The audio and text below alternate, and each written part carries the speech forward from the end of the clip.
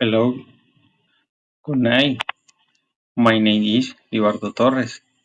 I am nurse. I am from Cartagena. I am 34 years old. I am studying radiology, studying I need an aid in my free time.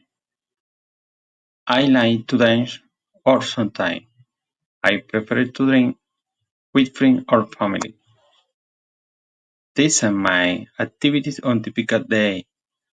I wake up at 6 take a shower and ready. Then I have breakfast and head to the bus station. I take the bus to work. I start work at 8 a.m. I finish work at 5 a.m. and hit home. At home 6 a.m. I have dinner related for a bit.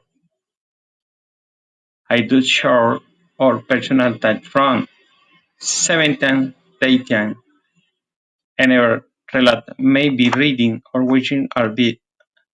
Us to at 10 a.m. I go about. I might discharge. A woman is standing while speaking to the groom, singly leading the discussion, or presenting. Several people are sitting around the table, listening attentively to the speaker. One person is writing notes or taking notes on piece of paper during the meeting.